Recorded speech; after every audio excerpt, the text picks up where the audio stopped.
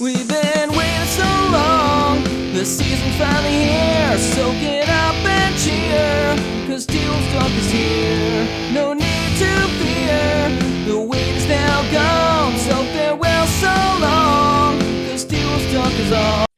All right, fellas, welcome back to this edition of the Timberwolves Talk podcast. We got our boy Peyton Reese right here. The day after Game 4 happened, obviously the Wolves win. Kind of a nail biter. I mean, 1 point win should have been a 4-point win, but I was sweating bullets on that one. Yeah, they don't make it easy, man. They never make an easy win. Especially after the effect of what happened last game, no lead was safe that game, and they really showed it, man. But credit to Karl Anthony Towns. He answered all the hate, and I mean, he was playing mad. Everyone said that, and I just love to see that mentality in him because he's been said to be soft. He's been said to not care, but he really cared last night. It looked like he took everything to heart and had one of the better games, one of the more highlighted games in his career, I'd say. Yeah, very mature performance by Cat. I think he was a little loose in the first quarter, but then he kind of calmed down, did his thing. But big shout out to little Jordan McLaughlin. Yes, sir. I'm sure, I would say honestly, 80-ish% of people who are watching that game probably had no idea who that They're guy saying, was. who's that little bald guy with the beard? That's Like, I heard that like 8 times at the bar I was watching it at. Everyone's like, who's this bald guy with the beard? yeah, but- it was awesome. but because that's what he does. That's what he does, man. He steps up, man. And Ant said he's one of the best teammates he's ever had. And just like, I mean, just, you know how demoralizing it would be to have such a great end of the season like Jordan McLaughlin did, and then not to play in game 3. I don't think he had any minutes. Did he?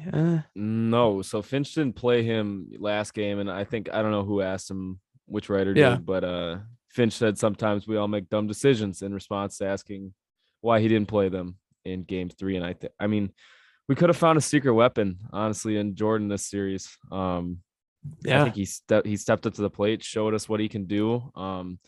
In that third and fourth quarter there, when things started to get slow, 15-point lead evaporates and you need some big shots. Jordan came through. That game could have slipped, right out of our grasp very quick if it was not for him. So especially because looking at the stat line, there's a lot of guys that usually produce for us that just played. They didn't produce really at all. Malik Beasley, if you were to tell me Malik Beasley wasn't going to shoot a shot when he went out there, I wouldn't believe you. I feel like he's always looking to shoot, always. So for Malik not to shoot, that's crazy. Taurean Prince, only 3 points. Jaden McDaniels, only 4 points.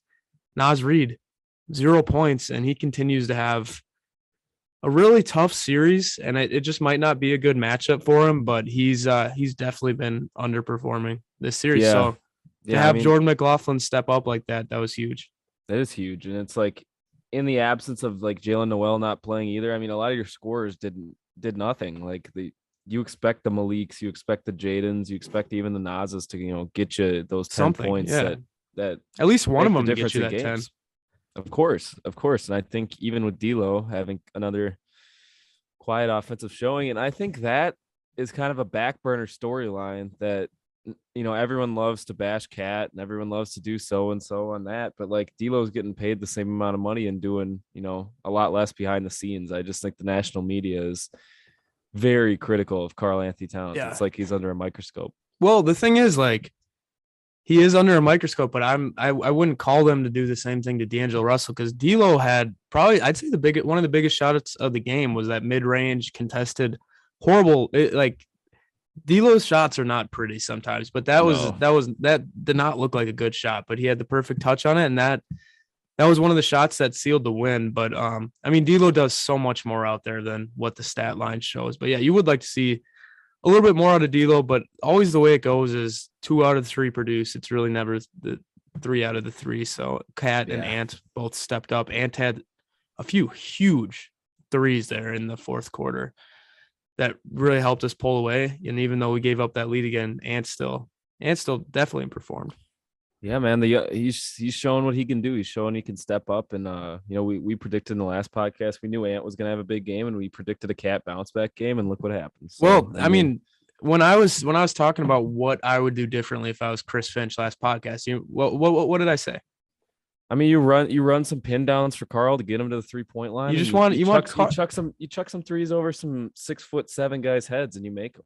What happened the first play of the game, or the That first probably felt possession? so good too. That 3. Cat nailed the 3 first possession. I was like, there you go. That's all you needed, just one, and then you could just see a fire lit under him, and he was just attacking the basket. And sometimes it's not pretty when he attacks the basket, but I mean, when he was drawing all those fouls, which is another thing that we can get into right now, actually. So, Chris, I'm going to pause the stream here, and I'm going to play you what the head coach said after the game. I'm going to put this up at the same time, and then we're going to react to it. In my opinion, one of the most poorly officiated games I've ever seen in my NBA career. All 5 of our starters are borderline fouled out in the first quarter.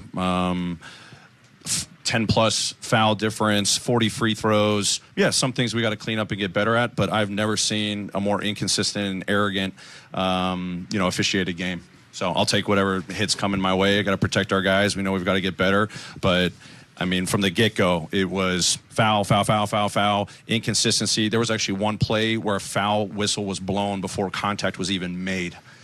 It's embarrassing. But I'm always going to look in the mirror and say, how do we play better? How do we coach better? But I'm at a loss for words. And I'm not going to go as far as saying that's the reason we lost, but I'm going to let it be known that that's messed up. And arrogance, inconsistency, and big fan, of the whatever. Yeah, I mean, first reactions, obviously, like preaching to the choir. I mean, you guys are leading the free throw discrepancy by double-digit free throws in the series so far. I mean, we've taken our fair share of bad officiating. Also, it happens. I mean, I don't know. I think it's a bit irresponsible. Arrogant, maybe. Yeah, maybe arrogant. I don't know what was he trying to say at the end too? Like big fan that he. I don't know. That didn't. It was weird. It honestly made me kind of uncomfortable. Like, I don't know why he is saying like. All he says after the game, he doesn't take any accountability. He doesn't say how he could coach better. He talks about the officiating first and foremost. And then he goes on to say like, oh, I don't want to just like blame it on the officials. Like I could have done different stuff, but like blah, blah, blah. So it just seemed kind of passive aggressive. And there was a few calls there that definitely went the Wolves' way. One for sure at the end, the offensive foul on Bane. Remember that, the and one that they called the charge on Bane, that was not a foul. Yeah. The one where Clark blocked Cat's shot and then they called, that wasn't really a foul either, but I don't know. When in the first 2 games, all it seemed like is the Grizzlies were getting every single call. It just, that really frustrated me because Finch didn't say that shit. Finch didn't do anything like that. No, and I hope they keep that same attitude, worried about the refs because we see how it works out for Carl. It never works out well. So, I mean, that's okay with me, I guess. It honestly, like, it trickles down on it makes everyone look bad when you do that. Like, Finch, dude, he's a professional. He takes accountability. He even came out to the media and said, hey, I should have called the timeout. That's my fault. And this guy, I don't know. And I can see now why their team acts like that. I can see why Ja is tweeting more than anything. Statistic actually to bring up quick. Ja has more tweets this series than he does made field goals. It doesn't make any sense. Like I watched the game twice, and then that's when I first saw that press conference. It really rubbed me the wrong way, if I'm going to be honest. And it really made me dislike this Grizzlies team even more and just want to beat them because I feel like all Ja does is get fouls called for him, and then when a few of them don't go their way and he doesn't get the fouls, the first thing they do is run and complain. I mean, that's how he's been living, man. That's how he's been, 16 of his 32 points in his only high scoring game were from free throws. I mean, right. you boil that down and he hasn't been an efficient scorer this series for Memphis. Like, yes, he's been playmaking, but I would say Desmond Bane has probably been the best player in the series for Memphis. I was just going to bring that up. So I'm saying, do you take Desmond Bane over Ja Morant? Because Desmond Bane plays the game the right way. He looked incredible last night. And I don't know, Ja kind of underperformed. You'd like to see him step up a little bit, I think, if you're a Grizzlies fan. So the other storyline too, I think that needs to be brought to light is, Jaren Jackson Jr. is supposedly going to be a defensive player of the year hopeful. He's supposedly the second best player on this Grizzlies team, grabs a lot of blocks, a lot of rebounds. I mean, why isn't he under scrutiny from national media attention as Cat is? Because Jaren Jackson Jr. has had a far worse series than 20 fouls in 4 games. 20 fouls in 4 games. That's crazy. I feel like every time I look up at the TV, he's complaining because he's getting a foul. I'm not saying he hasn't been effective, because he definitely has on the defensive end, but man, I don't know how you can't criticize Triple J's just as much or even more as Cat. So that's my 2 cents into that piece. Yeah, and I don't know if again, guys, it's late at night right now, but did I talk about the Cat like the Kobe comments? Did I talk about that yet, or was that before we went live? That was before we went live. So Karl Anthony Towns, the player that people scrutinize for not taking accountability, not taking things too seriously. He, after the game, I thought he had a very mature press conference. He might have tried to lower his voice a little bit, but if you're anyone and you get made fun of for having a low voice or having a high voice, I think maybe you'd try to lower it a little bit. But anyway, he had a very mature thing. He said, like, just keep your head down, on to the next one. Like, the job's not finished. We got to keep going. Textbook. That's how you're supposed to say it. And people made fun of him for like copying Kobe. Like, dude, it's like so cringe. Like, guys making fun of another guy's voice. Like, is that even like another guy who's making $130 million in the NBA? Like, and he's dating. Who's he dating? Like what is he gonna control his the pitch of his voice? Yeah, like maybe he tried to overcompensate talking a little lower. Like, I'm sure he's a little nervous about that because everyone makes fun of him every single time he speaks. So I mean, it's understandable. I don't know the amount of scrutiny that Cat's been under lately, and just what's really been pissing me off lately, Chris? What's that? Is all these like national media. I don't even know what to call it, but like the same thing as like the TNT like NBA show. Like, it's just a bunch of like ex NBA players that just watch all the games and then just decide who they're just gonna destroy right after the game. They destroy them for 20 minutes and then they forget about it. Like, it's just such low level. Like, I don't know. I just my whole thing is like, we have a reason for getting mad at Karl, and it's because we hold them to high standards. Their reason to get mad at Karl is for views and ratings, and to piggyback on top of a trend that's going on to hate Karl Anthony Towns. And it does ratings, it gets the YouTube clicks, it gets the views, but like, it's not. He's so underanalyzed to the point it's like it's almost unwatchable to watch a segment about the Timberwolves, because no one's watched regular season games of this team. They were supposed to win 33 games according to ESPN. Like, no one watched any regular season games, and therefore the analysis on the team is always horrible. And like, for anyone to ever call Karl Anthony Towns soft again, I would love to see you get criticized the way he did before game 4 by the whole world, or by everyone in the basketball community, and come back and have a performance like that. There's nothing soft about that. That takes a lot of mental toughness, and that's really admirable by Cat, honestly. And I'm proud of him, to be honest, man. He played well. He answered all the critics. Big fourth quarter performance by him, man. Yeah, huge threes. I tweeted it, man. Gutsy. That's all you can say about that win. Two huge threes he hit. You had to even the series up. It was you knew the team who wanted it more was going to win that game 4 because how close it was, and you could tell the Timberwolves wanted to even it up more. It's just the way it went. I'm proud of this team, man. And last night, I was so happy. I can't even imagine how everyone else was feeling, but it just felt so good to finally win a game that we needed to win. It was a good time, man, because like I was out at the bars, but like no one in like Madison, no one cares about Timberwolves. So I was just celebrating by myself, just having a good time. Like, it was fun. It was just, I don't know. Feels good to have a good basketball team, man. Feels good, but they got 3 huge games against them. New series, 3-game series. Man, I don't know.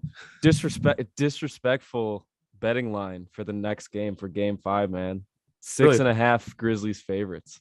All right, we never condone betting, but we haven't been favored at any of these games, not even any of the home ones. The highest we've gotten is like a 3.5 Grizzlies favorite. I think that was last game after the blown lead.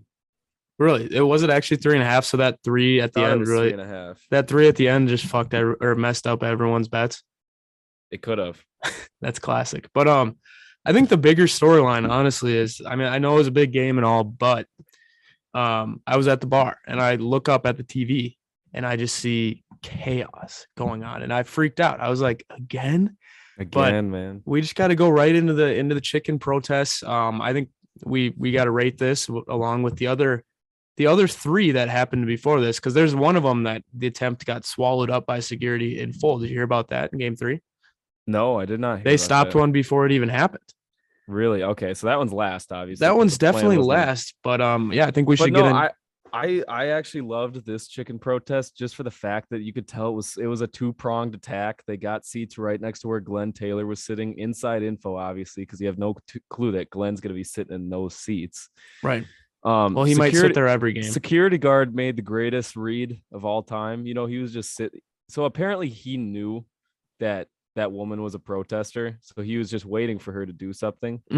But he got to her so fast on the court that the game went on for like 5 seconds because no one even noticed. He swallowed it up so fast. His name's Pierre, if I'm not mistaken, but it was one of the best performances of all time. It might have been the play of the game was how quickly he swallowed that up and dragged her off the court like she was. So, and the other one, like you got to give credit for the other one too, because the other one went straight for Glenn and they got her before she could even get to the first row. What was she trying? What were they trying to do? Were they trying to hurt him or the first one was wearing a referee jersey under? Don't know why. So Second one, I have no clue. I don't know. Was she filming? Because she was doing something with her hands. I thought maybe she was filming.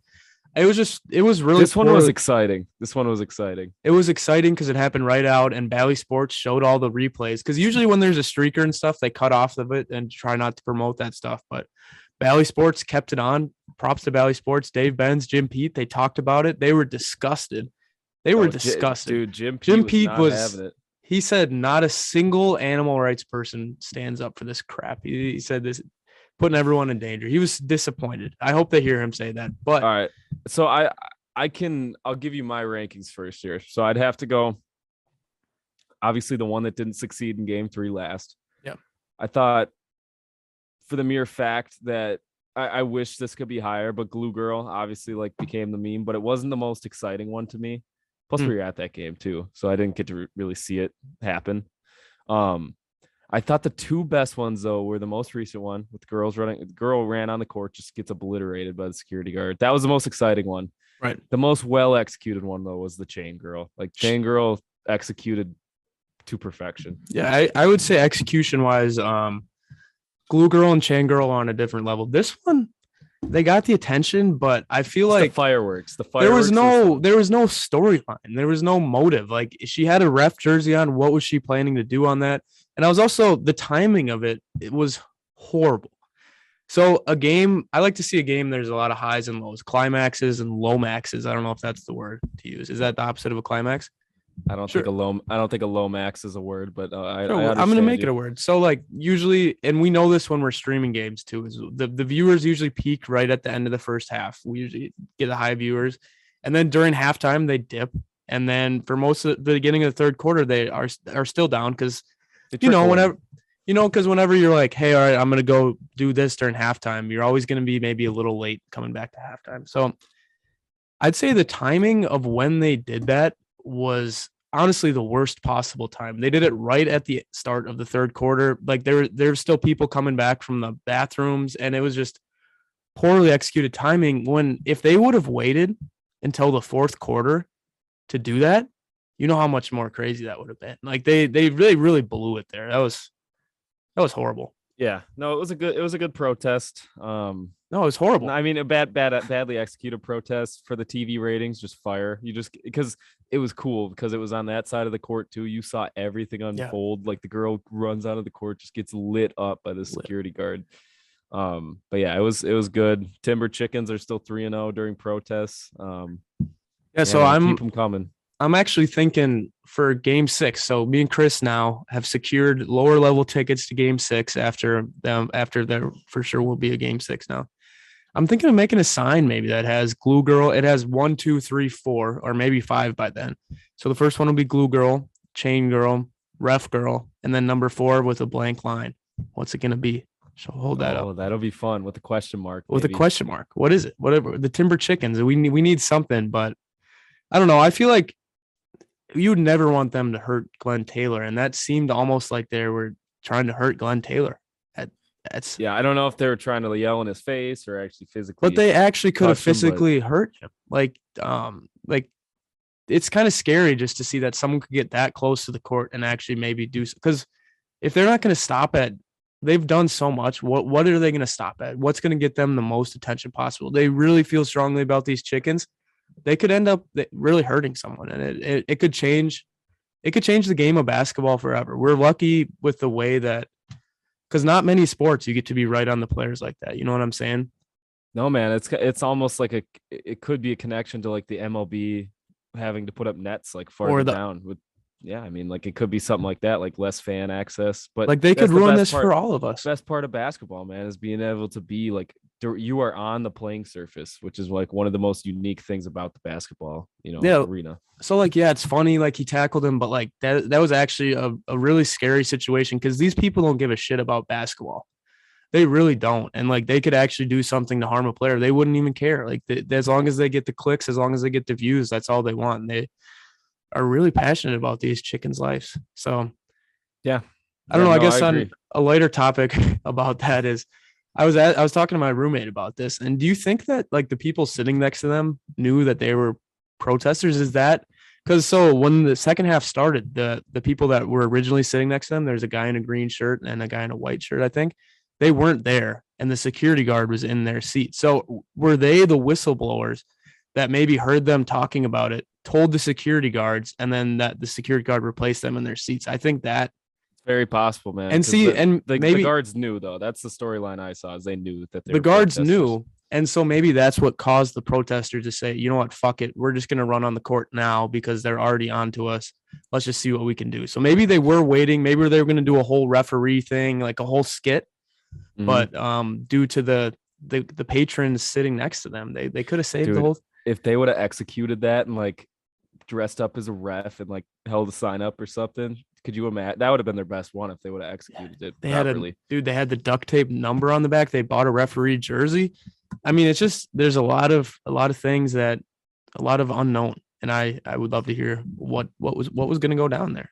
Yeah, but man, you mentioned we get to go to Game 6. I want to ask, because we got to go to the playing game, and that was like one of the pinnacles of my like sports, fandom career. Like, what are you most excited about for Game 6? Like, what do you want to feel? What do you want to see? Like, I'm just excited. I'm excited to be in the lower level. I hate to flex, but lower level. I'm excited just to be part of it, because I feel like when you're up in the upper bowl, the sound kind of dies down by then. You feel like you're watching people at the game, but when you're in the lower level, you're at the game, And I'm really excited to. So me, Chris, and my two younger brothers are going. So I'm excited for that, because we all care so much about the Wolves, and just to be in a situation where everyone cares so much about the Wolves, and it's just gonna be so much fun, man. And I really strongly think that the Wolves have a good chance to win this in 6. So if we win it in Game 6 and we're there,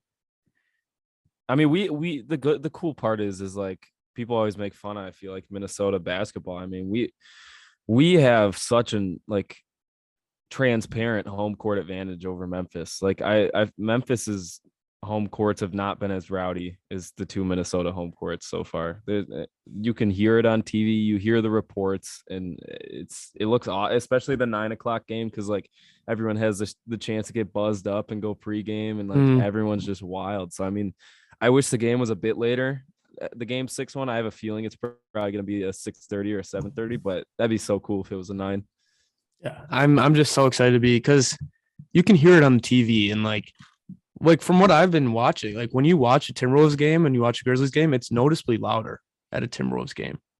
Like 100%. You can really hear it. So like, I don't know. I'm just so used to my whole life of like all the Timberwolves games I used to go to in the past when I was a kid. It was like there was no one there. Like it was quiet, no one cared. And now to have probably one of the best home courts in the NBA, I would say. Oh yeah, as in terms of fan engagement and just how loud it is in there. Like, I'm excited, man. I'm not going to be able to sleep the whole week, and I'm praying that game 5. I'm praying we win that. I think that brings us right into a preview, but what are you looking for Game 5? I'm looking for a lot of the same stuff from games 3 and 4 that they did well. Blitzing Ja make bad decisions, which he has shown he can do. When he has a tendency of not wanting to score when he's getting blitzed like that at the top of the key. And you know what? Let's make someone else besides Ja beat us, and let's not make that someone, Desmond Bane. Let's get out to him while he's a shooter. It seemed like they didn't really care in the first quarter. Obviously, 6 of 7 from the 3-point line. Let's make them care about Desmond Bane, and let's keep blitzing Ja, because until Triple J's and until Dylan Brooks, or until I think Clark's had a good series, but until some of those guys can absolutely take over a game, keep doing the same thing on defense. I think it's worked. I think the really cool thing about, because we haven't, I guess, ever really covered a 7-game series or something like this, is you can really see how the chess is being played in these games. So like we saw how they changed their game plan for Cat. We saw how we didn't start out playing Vanderbilt. Now he's playing pretty good minutes and he's making an impact. We saw how now Jordan McLaughlin will probably get more minutes. So I'm just excited to see, because obviously all that the Timberwolves are talking about right now is how are we going to stop Desmond Bane? Who are we going to put on him that is not going to leave him, not going to give him any shots? And I feel like we have probably one of the best players in the league to do that. Who can we put on Desmond Bane that will pester him the whole game? So I would say obviously Jaden McDaniels, but I also think, you gotta have, it can't be Ant or Pat Bev, because they're working so hard to keep switching and blitzing at the top. It's got to be a bigger guy. It's got to be a McDaniels or a Vando to try to, long reach, try to contest those shots better. So what McDaniels has to do is he obviously has to stay out of foul trouble, which is something he really struggles with. He also has to be a plus on the offensive end is the other thing too. Yes. Just like he was in game 3. I thought game 3, McDaniels played pretty well offensively. He needs to hit open shots. And he's a young player. His jump shot obviously isn't right where you want it to be fully, but I trust him to hit big shots, because once he hits one shot, he's kind of one of those players where you can see his body, his posture change. I also want Malik Beasley to have a Desmond Bane like type of showing. He can. It's unexcusable to have Malik Beasley not shoot a shot, honestly. And I think if we would have lost, that would have been one of the things we were pointing of the reason we lost, is because Malik Beasley to not even shoot a 3. I don't understand that, but I guess maybe it's a good thing though. Maybe he was told that, don't work too hard for it. If you get open off the screen, take a shot and take the open shot. I mean, obviously you want him shooting, but like maybe it was a good thing. There wasn't string together bad 3-point attempts. So I mean, what about this? Would you hate it if Okogie got some run guarding Desmond Bane? He's on our roster for a reason. You saw Jordan McLaughlin not play at all in game 3, step up and have a huge game. I mean, he's on our roster. I trust him to lock down Desmond Bane. I trust him to be a plus on the defensive side. It's just Okogie's such an offensive liability. He can't play with Vanderbilt. Yeah, he cannot play. He just can't. I can't have him, running, especially when you see the Timberwolves, blow those, big leads. You need some offense, and it's tough. I want the guy to succeed, and I really wanted the guy to develop that shot, but it's almost non-usable. I don't know. I honestly disagree. I think that Finch has an open enough mind where I could see a possibility where he throws him out there. They did it against Paul George when they needed to stop. It didn't work out, but I mean, to have 6 seconds. I mean, but the idea was there. I'm saying like it could be a possibility to see Josh Okogie, because Chris, he's above an elite defender. He's one of the best defenders in the league. He's a good on-ball defender. It's just he's the type of guy where you say, "Hey, don't let Desmond Bane score, or don't even let him touch the ball," and he would do a pretty good job of that. So I mean, I could maybe see that. I would like to see it happen, to be honest. But interesting. But yeah, Naz Reid, a guy, definitely he's got to step up. I don't know what's going on with him, but he can step up. That's the thing, is that a lot of these players, our team is very deep, and we have a lot of players that can step up all the time. So yeah, no, I agree. I think you saw the Moose get a couple minutes last game too. I thought that was pretty interesting. The Moose. I don't know. He kind of had an Okogie stint there. I think it was end of the half, defensive purpose or rebounding. But No, I don't know. I like the personnel we brought out last game. It's just I think more people will perform. I like Jordan running the second team offense a lot. So Yeah, I think a closing thing we should take is I firmly believe that the Timberwolves have been the better team in this series. they We have should they've had more quarters that have been we've had more. we favorable should be quarters. we should be up 3-1. I think anyone ever could agree on that. Is we should be up 3-1 in this series, but Yeah. we're not. So I mean, the only way to look at it is I think that I'm not saying that we're the better overall team. I just think that in this series we have one more quarter. So We just gotta have this. We can't have the mentality of looking back. Gotta have the mentality of looking forward. Game 3 happened. It happened. But what are you gonna do? You're gonna play. That's all you can do. I hope Cat keeps the same fire lit under him. Guys, we will be live streaming game 5 game 5 on Tuesday. So make sure to tune into that. Chris, it's late. I'm running out of energy here. I think That's all right. We'll be back. we'll be back for sure, guys. Thank you so much for watching and have a good rest of your day.